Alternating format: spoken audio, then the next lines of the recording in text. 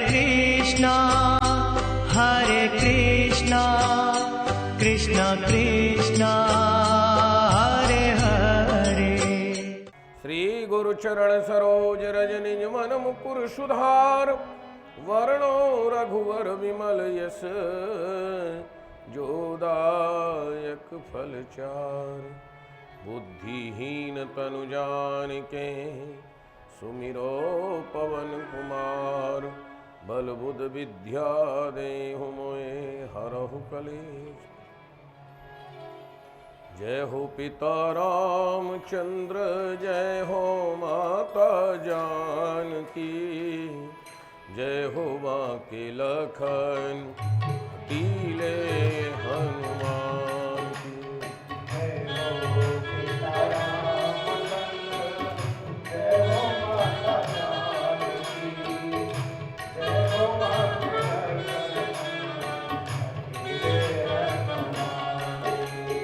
जय हो पिता रामचंद्र, जय हो माता जानकी, जय हो बांके लखन हठीले हनुमान की।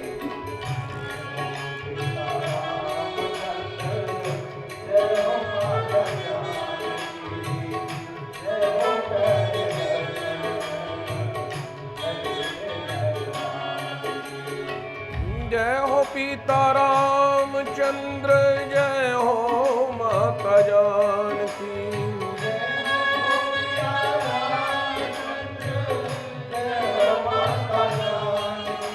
अरे जय हो बांके लखन हठीले हनुमान जी।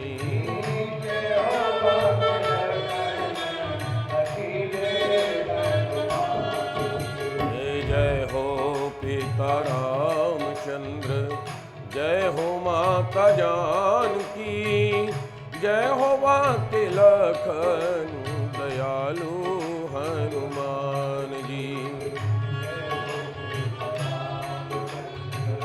जय हो माता जानकी, जय हो बांके लखन यम कुबेर दिगपाल जहाते, कवि कोविद कह सके कहाते। तुम उपकार सुग्रीव कीना, राम मिलाय राजपद। लंकेश्वर भय सब जग जाना, युग सहस्र योजन पर भानु। लीलोताय मधुर फल जानू, मुद्रिका मेल मुख माई। जलद लांघै अचरज नाई, दुर्गम काज जगत के जेते। जय हो पिता रामचंद्र, जय हो माता जानकी, जय हो बांके लखन हठीले हनुमान। जय हो पिता जय हो माता जानकी, जय हो प्यारे दयालु हनुमान। जय हो पिता रामचंद्र, जय हो माता जानकी, जय हो बांके लखन दयालु हनुमान। जय हो पिता रामचंद्र, जय हो माता जानकी, जय हो हर लखन हठीले हनुमान। बोलिए श्री हनुमान जी महाराज की जय। यम कुबेर दिगपाल जहाते, कवि कोविद कह सके कहा। कल आपको बतलाया था कि सहस बदन तुमरो इस गावें कि शेष भी हनुमान जी के यश का वर्णन कर रहे हैं, शनकादिक भी वर्णन कर रहे हैं। उसी क्रम में यम कुबेर आदि भी, क्योंकि कहीं न कहीं किसी न किसी रूप में सबके साथ हनुमान जी की लीला हुई। बाबा तुलसीदास जी की कुटिया पर एक ब्राह्मण अपने मृत बालक को लेकर के आया और बोला महाराज मेरे इस पुत्र को राम नाम के प्रभाव से आप जीवन दान दे दो। तुलसीदास जी बोले भैया जीवन मरण मेरे हाथ में नहीं है, ये तो परमात्मा के हाथ में है। बोले नहीं मुझे विश्वास है, और शव को कुटिया में छोड़ गया। अब तुलसीदास जी के पास तो एकमात्र बल हनुमान जी का था, क्योंकि भगवान राम जी का दर्शन भी हनुमान जी की कृपा से मिला।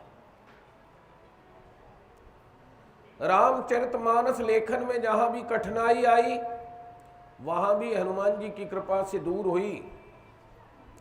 बाबा तुलसीदास जी ने हनुमान जी का स्मरण किया। बोले महाराज ये ब्राह्मण को भगवान राम जी के नाम की महिमा पर विश्वास है, आप देखिए। हनुमान जी ने ब्राह्मण की बालक की रेखा देखी। बोले अभी इसकी आयु शेष है, इसका मृत्यु योग नहीं है।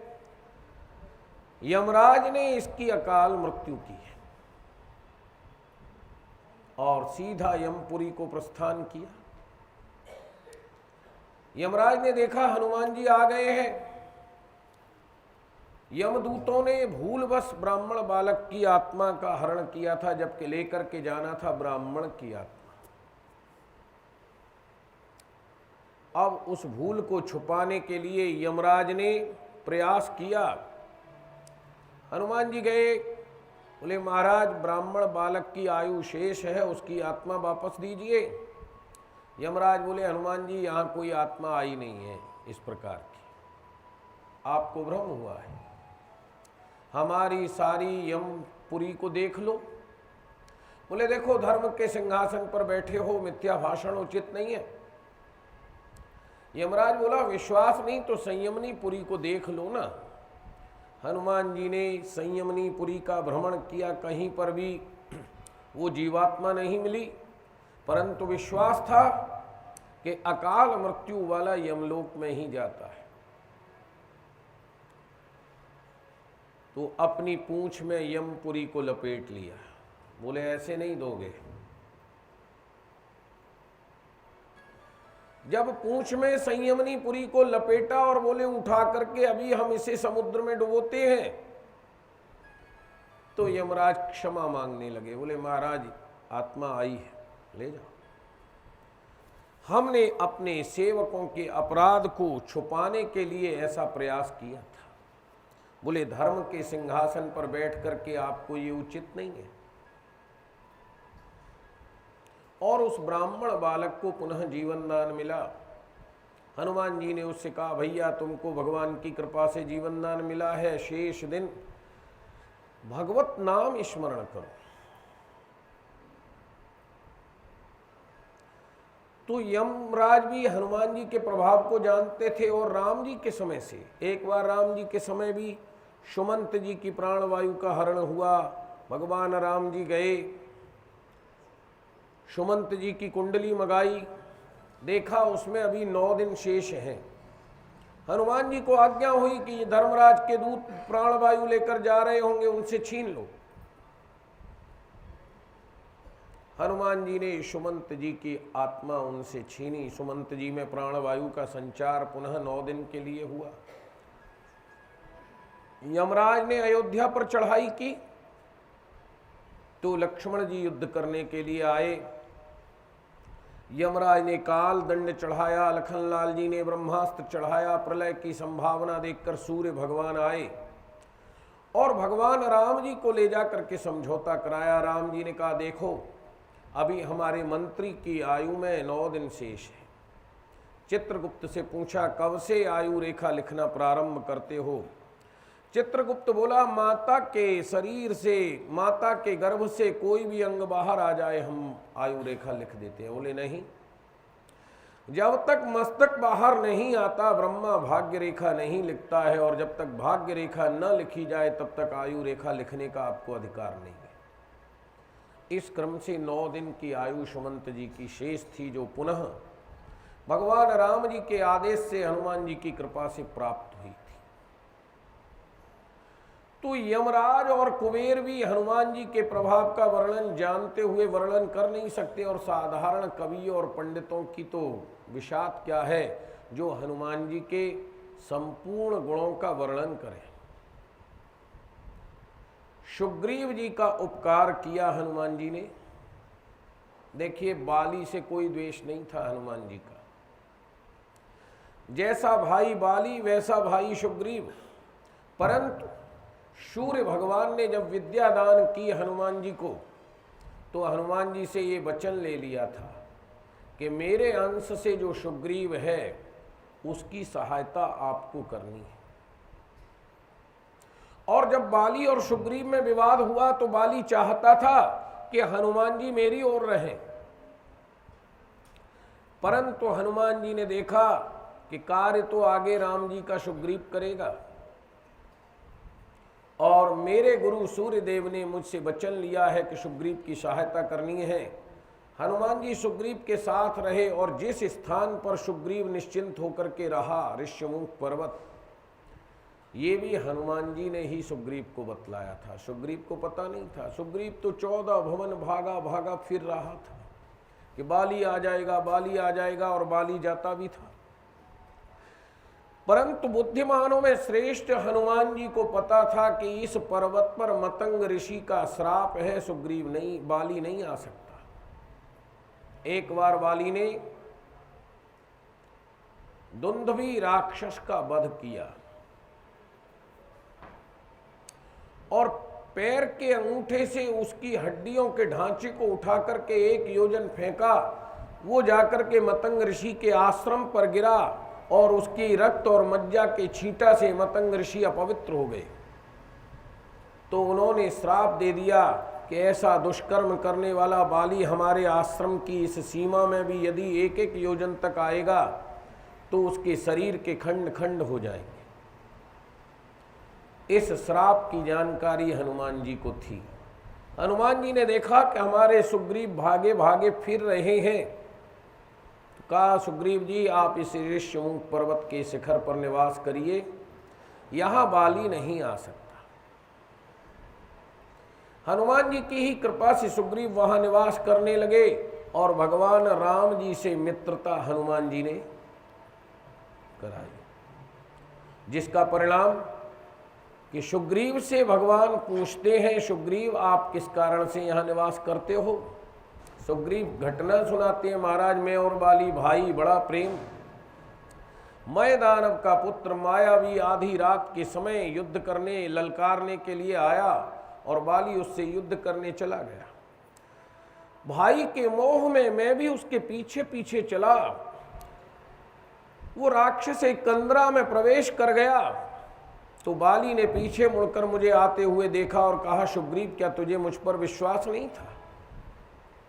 अब तू यहीं पर बैठ और 15 दिन तक मेरी प्रतीक्षा करना, यदि मैं न लौटूं तो समझ लेना बाली मारा गया।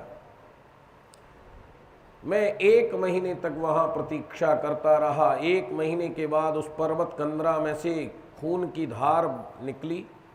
मैंने समझा राक्षस ने मेरे भाई बाली को मार दिया है। लौट करके नगर में आया तो मंत्रियों ने मुझे बरबस राजा बना दिया, परंतु उस राक्षस का वध करके बाली आया और मुझे सिंहासन पर बैठा देखा तो शत्रु के समान मुझे मारा पीटा, मेरी पत्नी को छीन लिया, मेरा सर्वस्व हरण कर लिया, और उसके भय से मैं 14 भुवन में भागता फिरा, परंतु यहां श्राप के कारण नहीं आता है। भगवान कहते हैं कि अपना दुख भूल गए, किशोरी जी के वियोग में थे। हनुमान जी ने सुग्रीव से मित्रता करा दी तो मित्र का दुख याद आ गया। बोले, सुग्रीव एक ही बाण में हम बाली को मार देंगे, क्योंकि जे न मित्र दुख होए दुखारी, तिनहि बिलोकत पातक। ये 4 अंग हैं हमारे जीवन के, और यदि ये चारों में कमी हो तो जीवन नरक बन जाता है। सेवक, राजा, मित्र और स्त्री। यदि सेवक बुद्धिमान न हो, मूर्ख हो, तो जीवन नरक है। एक कर्मचारी से दुकान पर एक सेठ जी ने कहा, देखो सेल टैक्स वालों का छापा पड़ने वाला है, गोदाम में 50 पीपा तेल रखे हैं, जा करके उनको मिट्टी में दबा दो, सारा तेल मिट्टी में दबा दो। गड्ढा खोद के थोड़ी देर बाद आया, बोले बाबूजी बाबूजी तेल तो मिट्टी में दबा दिया, खाली पीपाओं का क्या करना है।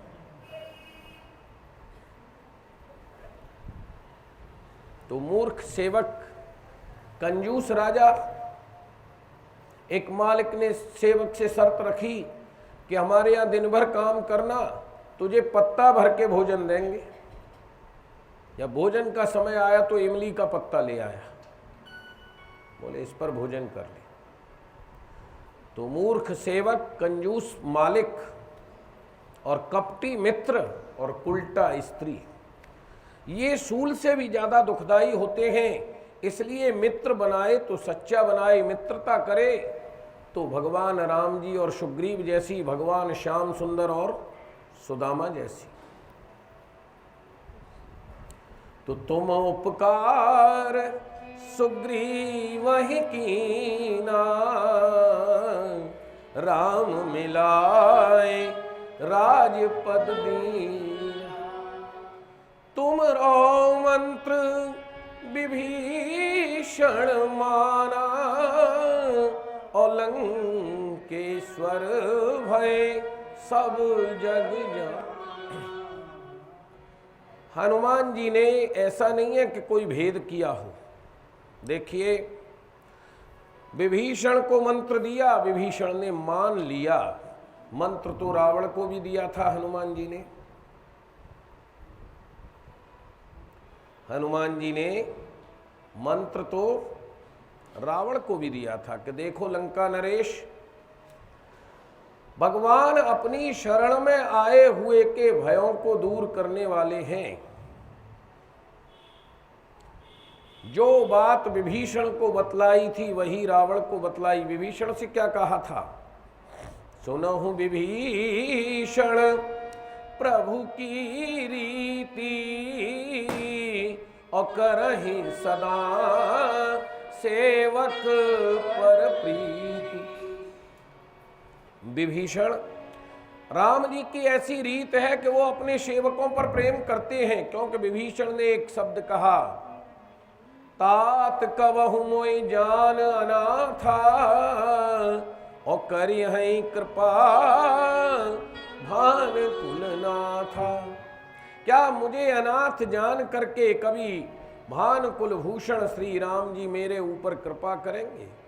तो हनुमान जी ने मंत्र दे दिया कि यदि राम जी की कृपा करनी है तो उनका दास बन जाओ, उनका सेवक बन जाओ। सुनो विभीषण प्रभु की रीति, करें सदा सेवक पर प्रीति। वो अपने सेवक पर प्रेम करते हैं। विभीषण को तो मार्ग पूछने पर बतलाया था, पर रावण को तो बिना पूछने पर बतला दिया।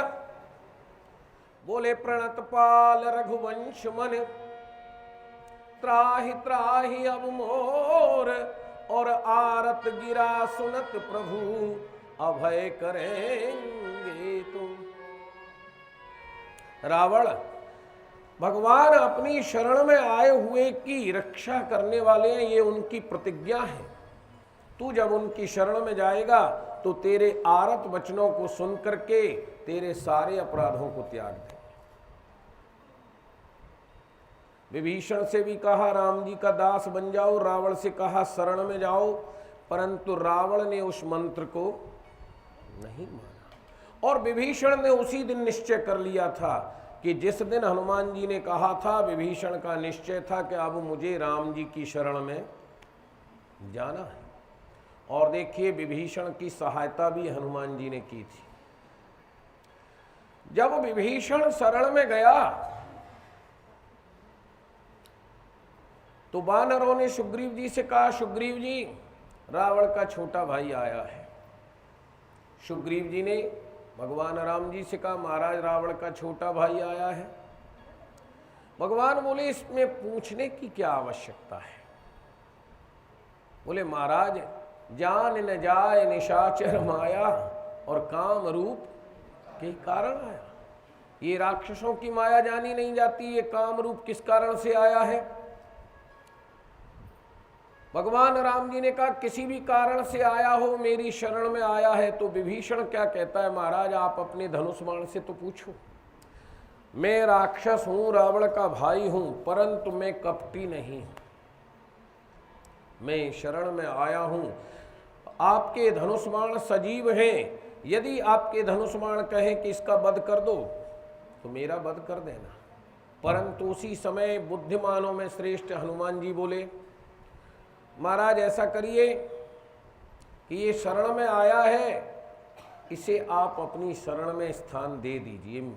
मैं प्रार्थना करता हूं आपका शरणागत वत्सल प्रण भी रह जाएगा और मैंने विभीषण को जो उपदेश किया है वो भी रह जाएगा और राजनीति में भी आपको कहीं न कहीं लाभ होगा। ये संकेत हनुमान जी का था। सुन प्रभु बचन हर्ष हनुमाना और शरणागत वत्सल।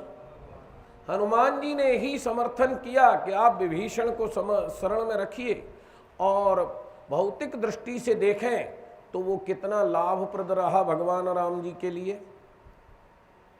कि लंका के जितने भी गुप्त भेद थे वो सब विभीषण के द्वारा भगवान राम जी को समय समय पर मेघनाद मख करे अपावन खल माया भी देव सतावन। मेघनाथ यज्ञ करने लगा दिव्य रथ प्राप्त करने के लिए, वो समाचार भी विभीषण ने ला करके दिया। नाथ करे रावण एक जागा और सिद्ध भय नहीं मरे अभागा। रावण एक यज्ञ कर रहा है, यदि यज्ञ सिद्ध हो गया तो नहीं मरेगा। और अंतिम उमा काल मर जाकी इच्छा असो प्रभु जन कर प्रीत परीक्षा। नाभि कुंड पीयूष बस या के अनाथ जियत रावण बलता के। काटे सिर भुज बार बहु मरत न भट लंकेश प्रभु कीड़त सुर सिद्ध मुन व्याकुल देख कलेश। बार बार भगवान मस्तक काट रहे हैं और दोबारा मस्तक पैदा हो जाते हैं। तब विभीषण ने कहा महाराज इसकी नाभि में अमृत का कुंड है, आप इसका शोषण करिए। तो राजनैतिक दृष्टि से हनुमान जी का जो समर्थन था वो सुग्रीव से कहीं ज्यादा उपयुक्त था। यदि सुग्रीव राजा की बात मान करके विभीषण को त्याग दिया जाता तो संसार में राम जी का अपयश भी होता और जो लंका के भेद प्राप्त होने थे वो नहीं प्राप्त होते। हनुमान जी ने दोनों ओर यश किया कि विभीषण को तो राम जी से मिला दिया और राम जी को विभीषण से मिला करके लंका के सर्वनाश में सहयोग प्रदान कर दिया। तुमरो मंत्र विभीषण माना और लंकेश्वर भय सब जग जान। रावण से हनुमान जी ने कहा था कि देखो राम जी की शरण में चलो और अभी तक तुम्हारे राज्य में संकट है, परंतु यदि मेरा मंत्र मान लोगे तो लंका का अचल राज्य करोगे, कभी मरोगे नहीं, अमर हो जाओगे। लंका अचल राज तुम करो। हनुमान जी ने रावण को यह प्रस्ताव दिया। रावण को अच्छा नहीं लगा, परंतु इस प्रस्ताव का लाभ विभीषण को मिला। विभीषण के लिए भगवान राम जी ने वचन दिया था, जब रावण का वध हो गया तो करे कल